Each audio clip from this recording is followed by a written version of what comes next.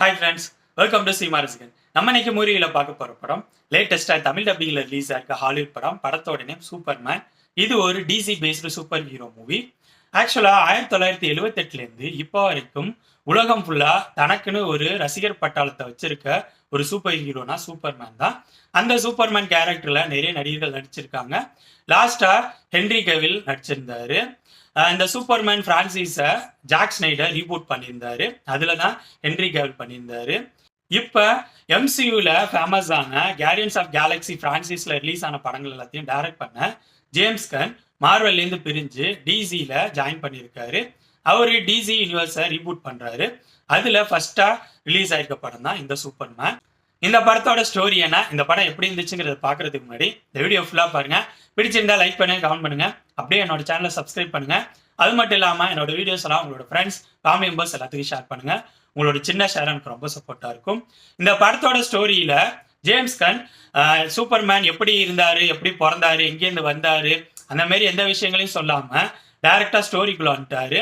Superman உலகத்துக்கு அறிமுகமாகி 3 வருஷம் கழிச்சு இந்த ஸ்டோரி நடக்கிற மாதிரி காட்டுறாங்க. அமெரிக்காவோட நேச நாடுக்கும் அந்த நாடுக்கு பக்கத்திலே இருக்க ஒரு ஏழ்மை நாடுக்கும் இடையில ஒரு வார் உருவாக்குற மாதிரி இருக்கும். அந்த வார சூப்பர்மேன் ஆல்ரெடி தடுத்து நிறுத்தியிருப்பாரு. இதனால அமெரிக்காவுக்கு சூப்பர்மேன் மேல ஒரு வெறுப்பு உருவாயிருக்கும். இந்த வெறுப்பை தனக்கு சாதகமா யூஸ் பண்ணிக்க நினைக்கிறாரு வில்லனான லூத்தர்.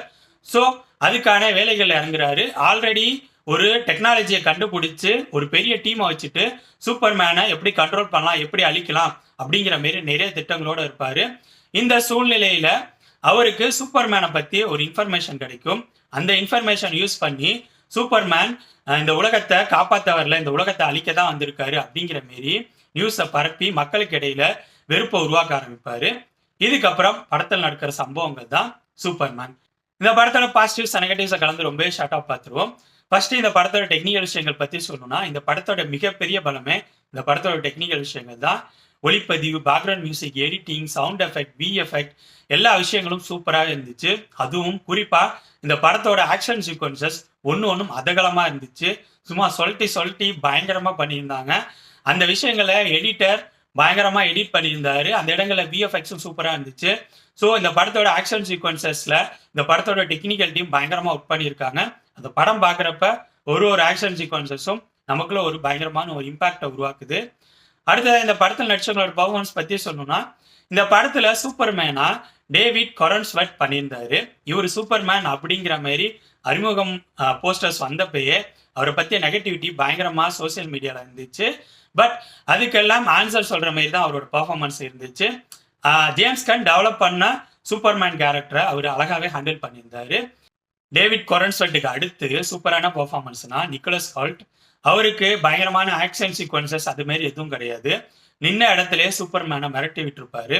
அதுக்கேற்ற பாடி லாங்குவேஜ், ஃபேஸ் ரியாக்ஷன், ஐஸ்லேயே அந்த அந்த கோபத்தை காட்டுறதுன்னு சொல்லிட்டு அவரோட பர்ஃபார்மன்ஸ் நல்லாவே இருந்துச்சு.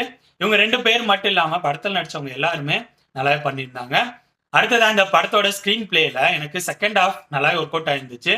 அது காரணம் அடுத்தடுத்து செகண்ட் ஹாஃப்ல ஆக்ஷன் சீக்வன்சஸ் வச்சுக்கிட்டே இருந்தாங்க. ஆக்ஷன் சீக்வன்சஸும் ஒன்றும் அதகலமாக இருந்ததுனால செகண்ட் ஹாஃப் ஸ்க்ரீன் பிளே எனக்கு சுவாரஸ்யமாக போணுச்சு. ஃபர்ஸ்ட் ஹாஃப்ல ஆக்ஷன் சீக்வன்சஸ் இருக்கு, பட் செகண்ட் ஹாஃபோட கம்பேர் பண்ணும்போது ஃபர்ஸ்ட் ஹாஃப்ல கம்மியாக தான் இருந்துச்சு. அடுத்ததா இந்த படத்தோட பிரச்சனைகள் எனக்கு பட்டது, ஃபர்ஸ்ட் ஹாஃப்ல லிமிட்டட் ஆக்ஷன் சீக்வன்சஸ் தான். அதை தாண்டி நிறைய கான்வர்சேஷன்ஸ் தான் போயிட்டு இருக்கு.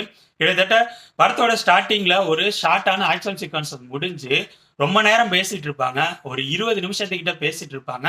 அதுக்கப்புறம் தான் அடுத்த ஆக்ஷன் சீக்வன்ஸ் வரும். அதுக்கப்புறமா திரும்பி பேச ஆரம்பிச்சிட்டு இருப்பாங்க. ஸோ ஃபர்ஸ்ட் ஹாஃபோட ஸ்க்ரீன் பிளே கொஞ்சம் சுமாரா போற மாதிரி தான் எனக்கு ஃபீலை கொடுத்துச்சு.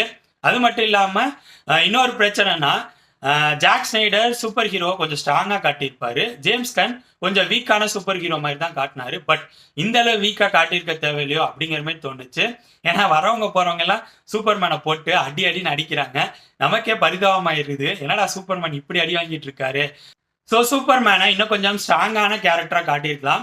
நெக்ஸ்ட் ஜேம்ஸ் கன் டைரக்ஷன்ல இதுக்கு முன்னாடி ரிலீஸ் ஆன கார்டியன்ஸ் ஆஃப் கேலக்ஸி பார்ட் 3 பார்த்தீங்கன்னா, அந்த படத்துல லேப்ல இருக்க உயிரினங்களுக்கு இடையிலே ஒரு ரிலேஷன்ஷிப்பை காட்டி பயங்கர எமோஷ்னலா அந்த படத்தை ஒர்க் அவுட் பண்ணியிருப்பாரு. பட் இந்த படத்துல எமோஷ்னலா கனெக்ட் ஆகுற மாரி எதுவுமே இல்லை. அதுவும் ஒரு டிராபேக் தான். அது மட்டும் இல்லாம நெகட்டிவ் வில்லன் கேரக்டருக்கு இவங்க கொடுத்த எண்டு அந்தளவு சாட்டிஸ்ஃபைடாக எனக்கு இல்லை. ஓவராலாக சொல்லணும்னா என்னை பொறுத்த வரைக்கும் இந்த படத்தோட ஃபர்ஸ்ட் ஹாஃப் ஸ்க்ரீன் பிளே சுமாராக இருந்த மாதிரி இருந்துச்சு. செகண்ட் ஹாஃபோட ஸ்க்ரீன் பிளே எனக்கு சுவாரஸ்யமாக போன மாதிரி தான் இருந்துச்சு. அதுக்கு முக்கிய காரணம் இந்த படத்தோட ஆக்ஷன் சீக்வன்சஸ் ஒன்றும் சூப்பராகவே இருந்துச்சு. இந்த படம் மார்வல் ஸ்டைலில் ரிலீஸ் ஆயிருக்க ஒரு டிசி மூவி தான். சூப்பர்மேனை கொஞ்சம் ஃப்ரெஷ்ஷாக பார்க்குற மாரி ஃபீலை கொடுத்துருந்துச்சு. ஸோ இந்த படம் சூப்பர்மேன் ஃபேன்ஸுக்கு பிடிக்க வாய்ப்பு இருக்கு. இந்த படம் இப்போ தேட்டர்ஸில் தமிழ் டப்பிங்லேயே ஓடிட்டு இருக்கு. ஸோ என்னோட ரிவ்யூ பேஸ் பண்ணி முடிவு பண்ணிக்காங்க இந்த படத்தை பார்க்கலாமா வேணாமான்னு.